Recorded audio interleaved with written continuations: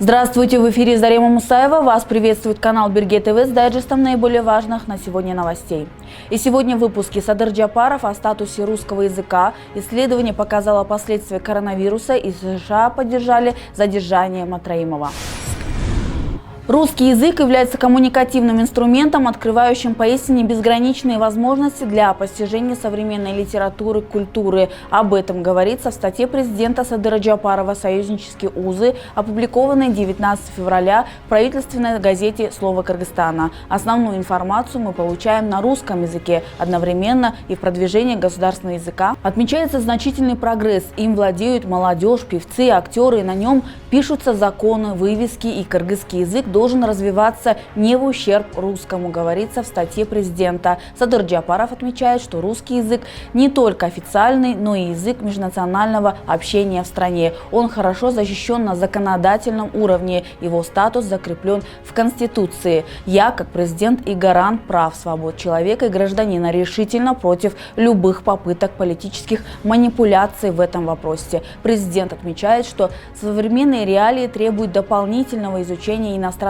языков, в особенности английского языка. В обществе сложились хорошие тенденции, когда современная молодежь владеет двумя и более иностранными языками. Я хочу призвать представителей молодого поколения продолжать углубленное изучение иностранных языков, так как английский язык также является языком международного общения, говорится в статье Джапарова.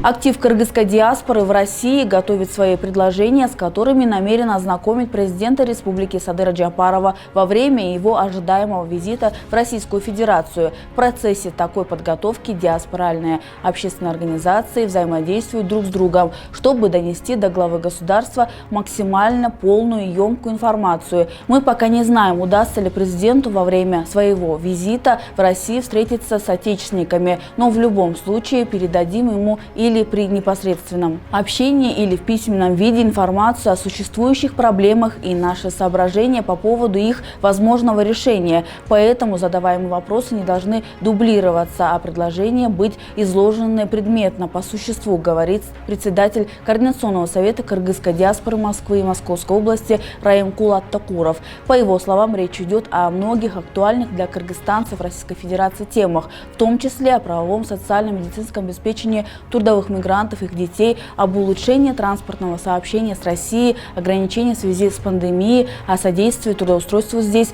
выработке для необходимых механизмов, об укреплении связи между обоими дружественными государствами. Соотечественники в России искренне поддержали приход новой команды к руководству Кыргызстаном и связывают с ней большие надежды. Надеемся и на поддержку многих наших инициатив, направленных на благо республики, которым, к сожалению, прежними властями не уделялось внимания, сказал Коджоев.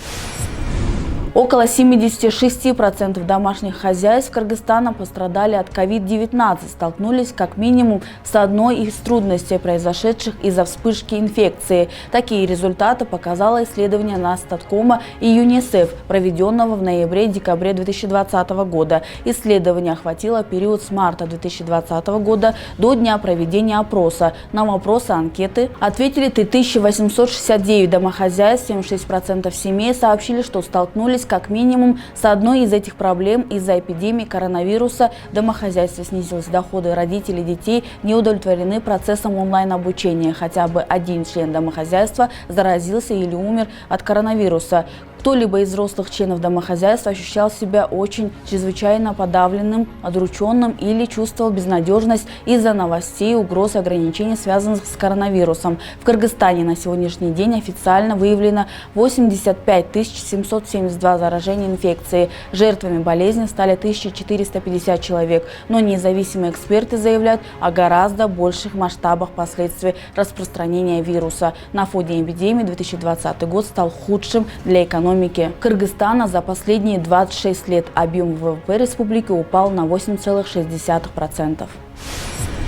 США приветствуют расследование и задержание Раимбека Матраимова по обвинению в коррупции и легализации преступных доходов. Об этом сообщает посольство США в Кыргызстане. Мы готовы работать с правоохранительными органами Кыргызстана по выявлению похищенных активов и в случае подтверждения их возврату кыргызскому народу, говорится в сообщении. ГКНБ 18 февраля задержал бывшего замглавы таможенной службы Раимбека Матраимова в рамках уголовного дела по факту легализации преступных доходов. На этом у меня все. Смотрите Бирге ТВ.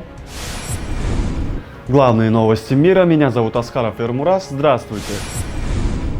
При крушении военного самолета возле аэропорта Монтгомери в штате Алабама погибли 2 человека, передает телеканал Fox News со ссылкой на заявление главы местного агентства по чрезвычайным ситуациям Кристины Торнтон.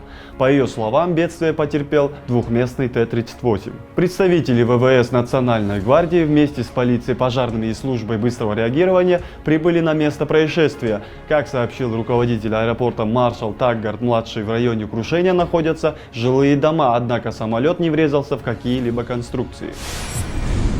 4 человека были задержаны в Испании в ходе 4-го дня беспорядков, начавшихся после ареста рэпера Пабло Аселя во вторник. Как сообщают каталонские правоохранительные органы в Твиттер, 2 человека задержаны в Барселоне, 2 в Жироне. Именно в этих 2 городах происходили самые серьезные погромы и столкновения с полицией.